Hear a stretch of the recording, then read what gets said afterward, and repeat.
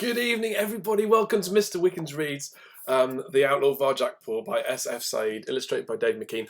I am still buzzing from the interview yesterday. Oh my goodness, that was the big surprise. I managed to get the wonderful S.F. Said online, and he chatted to me for half an hour. What a guy. A really humble, lovely, genuine guy. Obviously so passionate about helping children to understand their potential for reading and writing. Go and watch it. If you haven't watched it yet, get yourself a cuppa, get yourself a snack, make sure you got half an hour spare, and just relax and listen to this amazing guy talk about his amazing books.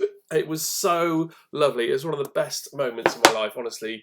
Absolutely thrilling and lovely. So here we are, chapter 14. The link to that interview, by the way, is underneath chapter 13's video. So go back to that one. You'll see the link underneath. It's in the playlist anyway, so you can't miss it. Chapter 14. He's just been dreaming, hasn't he? And he had the avalanche. Right, okay. Varjak opened his eyes. The dream was over. It was night and he was in the harbour yard. Holly was pulling away from him. The warmth of her body faded as the winter wind whipped between them. "Holly, what's wrong?" he said. She opened her mouth to speak, but no words came out. Her fur was standing on end. She was staring at something over his shoulder. He'd never seen her look so scared. He turned around and wished that he hadn't. A thin, white cat sat behind him. She was watching him with one ice blue eye. Where the other eye should have been, there was nothing but shadow. Her white fur was spotless clean, but around her was the smell of darkness, of dank and deadly things and places. It was Sally Bones. "Varjak Paw," she hissed. "The cat who thinks he can fight." Varjak flinched at her words, as though his body knew something he'd tried to forget. Her teeth tapered down to deadly points. Her ribs jutted out of her side like they were trying to escape from her. She was so thin and white, he could scarcely see her against the snow. Only Sally Bones's eye, like a chip of bluest ice, glittering in the night. Slowly, out of the darkness, appeared her gang all around her, Luger, Razor, and the rest. They were all tough, big cats, big and brawny, their fur short and bristly, yet they looked like soft little kittens compared to her. Varjak's friends crept up beside him under the fire escapes. Holly, Tam, Jess, Omar, and Ozzy. The twins looked paralysed with fear. At a single glance from Sally Bones, their proud manes seemed to shrivel. The three cats weren't feasting any more. They were staring at Sally Bones. They were watching and waiting to see what she would do. Varjak cursed to himself. So stupid. How could he let her find them sleeping? She'd caught him with his guard down, but it wasn't too late. He breathed in 2, 3, 4. The power rose up in him, hot and strong. He was in slow time now. He was facing her, the other cat who knew the way. Sally Bones shook her head. She breathed in, and her body started to shimmer with a terrible power. She was in slow time too. But she was faster than Varjak. She was faster than anything. She reached out a paw and brushed the tip of his whiskers lightly, almost gently, with a claw. That was all it took. Varjak came crashing out of slow time. He couldn't stop himself. It was like falling from the sky, smack into solid earth. The power faded. The energy ebbed away. He couldn't even meet her eye, for her power was so much greater than his own. He'd felt it the last time they'd met, and now, from the tips of his whiskers to the end of his tail, he knew it once again. He was beaten, without even a fight. His friends' heads dropped. The three cats looked away. "Varjak Paw," said Sally Bones. "You have broken the law. You have hunted. You have trespassed on my territory, and now you have shed blood. We will not tolerate this. We will defend ourselves. You will pay for what you have done." She paused to let the words sink in. Varjak couldn't speak. There was ice in his belly, ice in his brain. He felt frozen where she touched him. Mrs. Mogg stood up. She let left the anchor and chain where she'd been sitting and walked up to Varjak and Sally Bones. Old Buckley shuffled behind her, shivering through the snow. "Well, now," said Mrs. Moggs, "I think there must be some mistake. Varjak's a good cat. He'd never shed blood, not without reason." The ice in Varjak's belly cracked with shame. Mrs. Moggs was standing up for him, but wasn't he meant to be standing up for the free cats now, when it really mattered? Oh, he couldn't do it. He couldn't even defend himself, let alone his friends. "Why are you taking this outlaw's side?" said Sally Bones. "Your thugs took my Jessie," said Mrs. Moggs. Her voice was quiet but firm. "That Razor and that Luger and them others, they took her when she done nothing wrong. All Varjak did was bring her back, and if some of your gang got hurt, that's their own fault."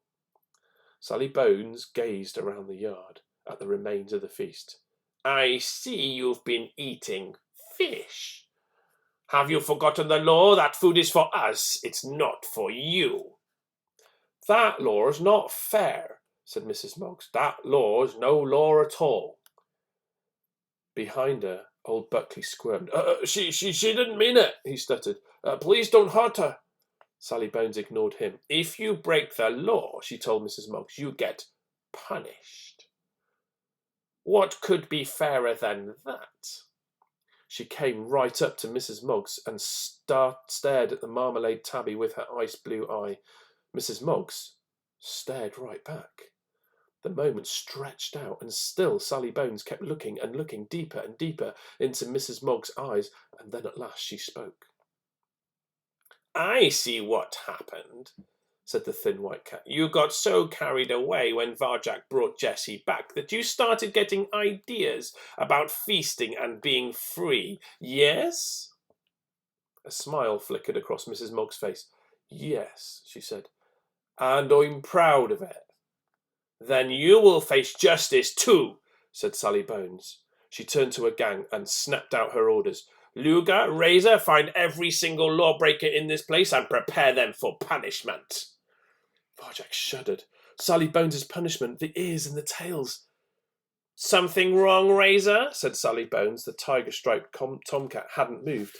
He was standing in the snow looking at Varjak with the same strange expression in his eyes as before. "Nothing, boss," he said. "Or just—" "He's lost his nerve," spat Luger. "He didn't even try to stop Varjak escaping by the river.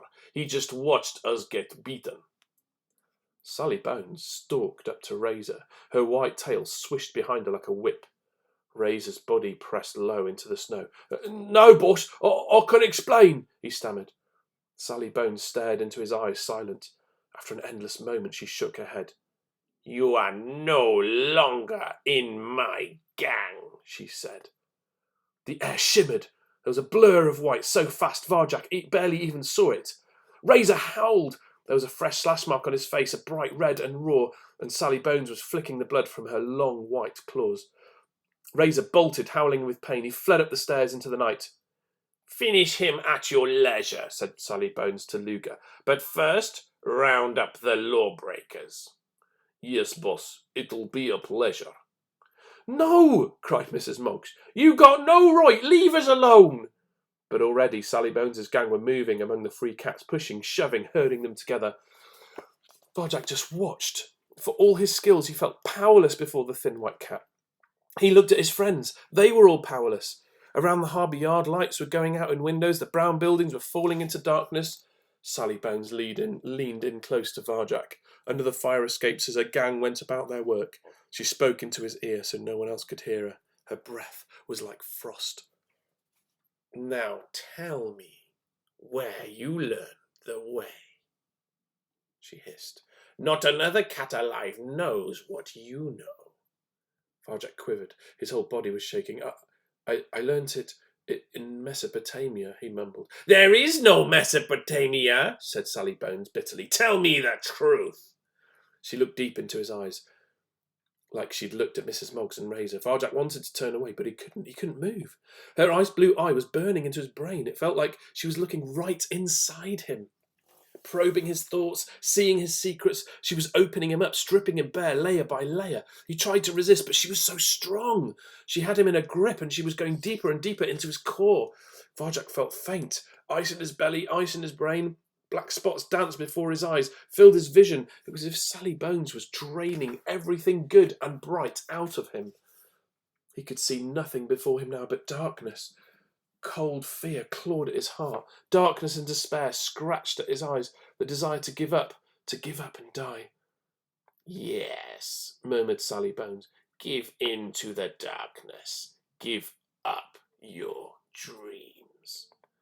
And in Varjak's mind, just for a moment, there was the sharp, sweet scent of mint and a bright and silent sunrise. And Sally Bones gasped. No! She cried. No! She pulled away from him and staggered back in the snow. Her ice blue eye was shut. Suddenly Varjak was free. Her grip on him was gone. He could move again. Mrs. Moggs had seen it all. Quick! She yelled. Run up thy fire escape and take my Jessie with you! Varjak ran, bolted like he'd been burned. His friends followed right behind him. Tam, Omar, Ozzy, Jess, Holly, they all scrambled up the fire escape. But even as they raced towards the rooftop, Sally Bones' voice echoed after them. Stop them! She screamed. Bring the outlaws back here!